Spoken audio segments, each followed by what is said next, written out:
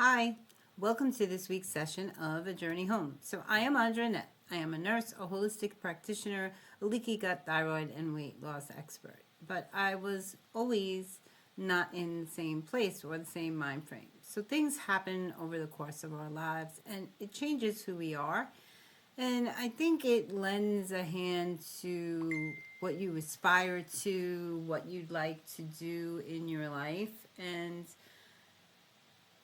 I guess that's why I work with people most of my life because I've had some bad experiences with people, and bad things do happen to good people. But I've always believed that there are more good than more bad, and that everything that happens to us, whether it's traumatic or not, happens for a reason. It's to teach us and move us forward and help us grow. So, this week, I'd like to talk a little bit about alcoholism. I have mentioned that I am an alcoholic, so we're not going to go deep into the alcohol. I'm going to tell you another story about sexual assault because I think there's a lot of people out there that this happens to, and I think there's a lot of people blaming themselves or misdirecting blame, and they think sometimes it's their fault. And I'll get into that more. So, I am in recovery a long time since I'm 13 years old. But alcohol did take me to places where I shouldn't have been. So bad things almost always happened to me when I was around alcohol, whether I was drinking or not. Like the case with me getting hit by a car. But I was out with a girlfriend one night, and she liked to drink, I want to say, but I was the designated rep. Now, we weren't driving back then. We were too young, but we would watch out for each other. We had a rule as kids that when you went out together, you came home together. That was something we did among the girls so that bad things didn't happen to us. So that evening, we went to a birthday party. It was a Sweet 16, and we went, and there was alcohol and stuff there, and my friend was drinking, but we left and we went to a place called Gordy's. It was a bar and grill, and he let anybody in there. It didn't really matter your age. So we were there for a while, and we were talking and laughing, and then we went and sat in the back. We were going to have something to eat. I wasn't drinking, and the bartender kept trying to persist with, oh, have something, because I think I was drinking soda back then. And I was very adamant about no. But somebody did slip something in my drink that night, and the last thing I remembered was being in the kitchen helping somebody cook and getting hit with a frying pan. And for a lot of years, I didn't remember what happened, but I prayed about it, and I do have knowledge of what happened that night. It didn't make it easier to deal with, but you do have to deal with it. There's a place inside all of us that can either kill you or make you stronger. It could be the end of who you are or really give you the strength to keep moving forward. And I kept moving forward. That was a choice. At the time when you're in it, I don't know that you feel that way. But I was found outside my mom's door, and I hadn't lived with my mother at that time, but because the person drove me to my mother's home, it gave me every indication that that person knew me. My clothes were inside out. I was stabbed. I had my jaw was over here. I was not breathing, and I still have that lovely little scar. So sometimes you have no choice but to remember because it's a constant reminder of something that happened. But I don't know how my sister found me, but my sister Laura was praying over me, and they said I just got up and ran out of nowhere, and that I wasn't breathing, and they called the ambulance, and I was taken to the hospital that night, of course. I would be okay, but I would see bits and pieces of what happened, so they thought that whoever did it gave me Rohypnol or something like that, that where my memory would be impaired, so I wouldn't remember the events of the accident. And sometimes things like that are a godsend. Maybe it was better that I didn't remember, but the fact that my clothes were inside out did give me an indication that I was sexually assaulted. I was definitely assaulted, right? So um, I would leave where I lived not soon after that, because knowing that somebody I knew would do something like that to me made me really question the environment I was in and the people that I had close to me in my life, and told me that something needed to change. So I would leave the immediate area and go somewhere else and just not tell anybody where I was. I wasn't far, but I wanted to change my circles, so I did. So um, that would make it harder for me to get close to people, open up to people. And even though I didn't do anything wrong, you do blame yourself. You second guess yourself, and you wonder, if you weren't there in that place, what would become of you, right? Would that situation have happened if you weren't around those element of people in those environments, and what were you doing there, right? So that's kind of it. And the girl that I went out with last night said I was there and then I was gone. She had no idea what happened to me. So I wasn't angry at her, but I did wonder how hard she looked for me, because she had many, many, many, many drinks. Um, so yeah, so I would struggle with that for a while, because I would have um, these visions of different parts of that night, and it kind of haunted me that I didn't really know, that someone out there knew something that happened to me and I didn't. And I wondered if I was seeing them on a day-to-day basis, and all kinds of things like that. So I really changed my neighborhood. I changed the people that I was hanging out with. I had a few close friends back then, but I only stayed in touch with one, and my sister. So I had been living with my sister at the time. So it was very odd that they would leave me at my mother's, and it just kind of messed me up. But I know that there's a lot of people that do go through sexual assault. Some are more traumatic, some are not as lucky as I was, and do remember every detail. And I share this with you because a lot of times people think nobody understands. And even though the situation may be different, somebody robbed you of a choice. You know, a choice in whether you say yes or you say no, or and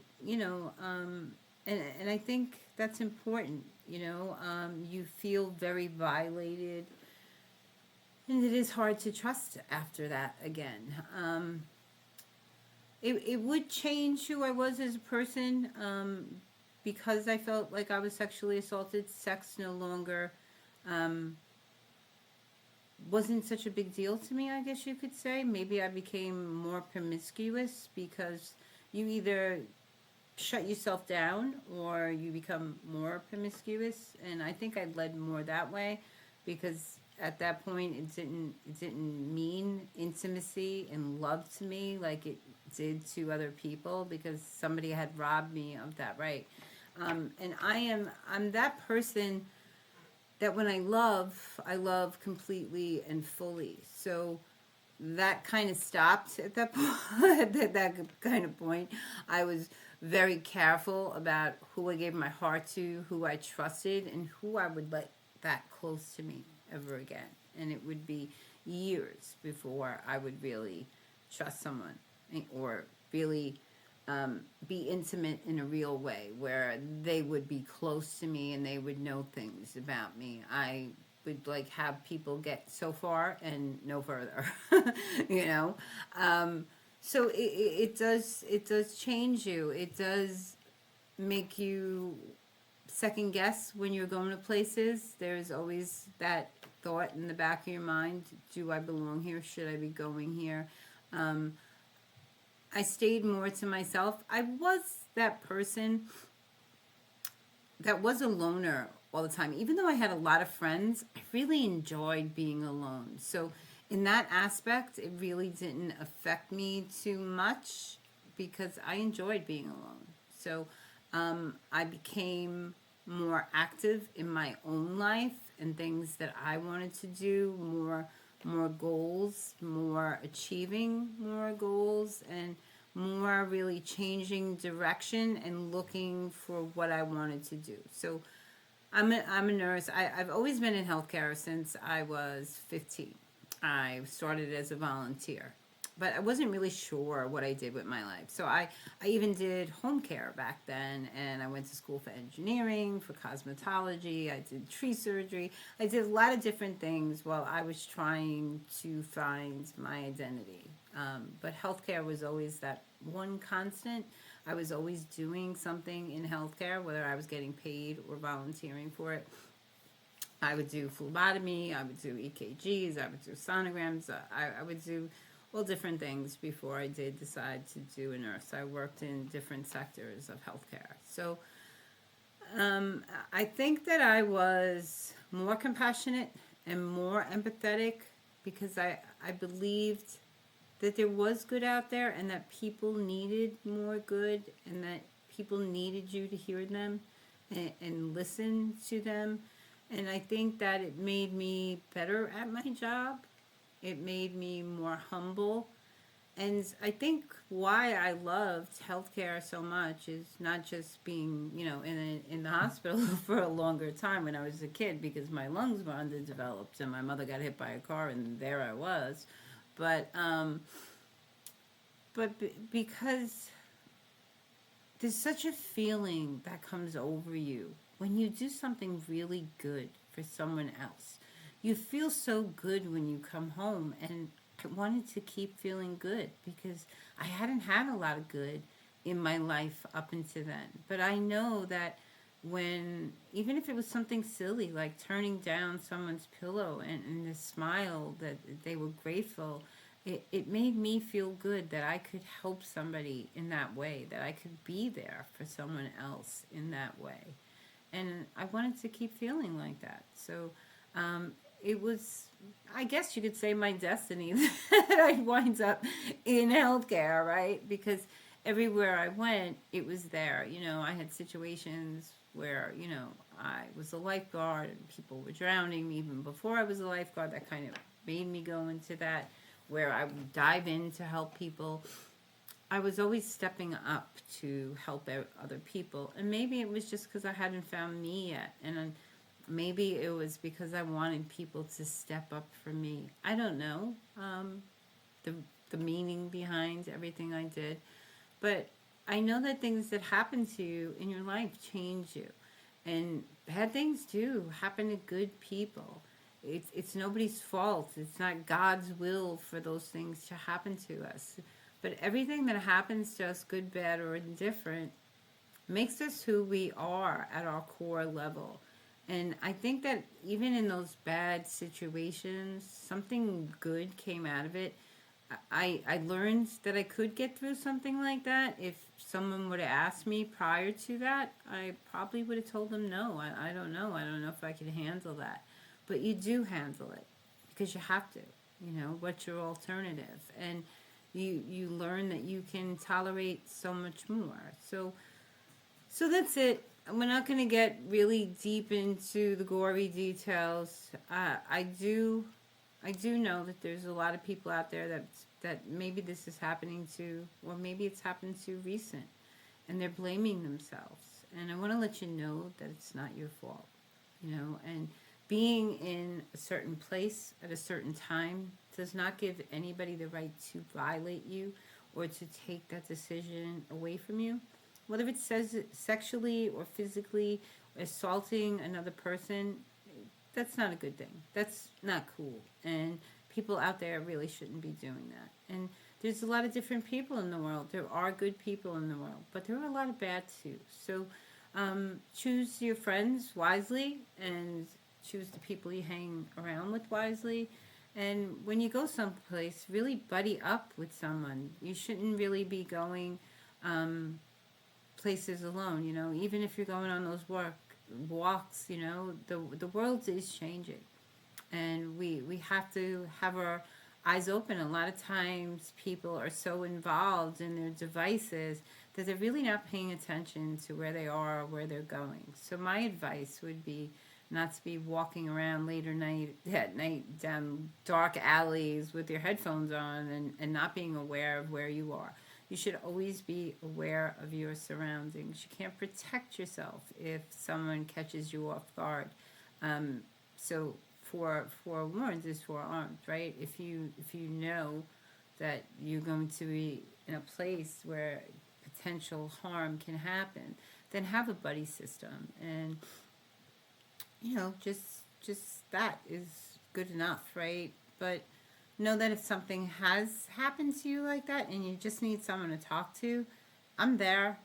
You can always reach out to me. I know it's not easy to get through. I do recommend that there are support groups for everything, that you do talk to somebody about it and work through those feelings, because we tend to internalize these things and blame ourselves and shut ourselves off from the world, and that can change our lives and what's going on in our world, right? So I hope this helps somebody somewhere, and I am Audrey. Thanks for watching this week's session of Journey Home. Have a great day.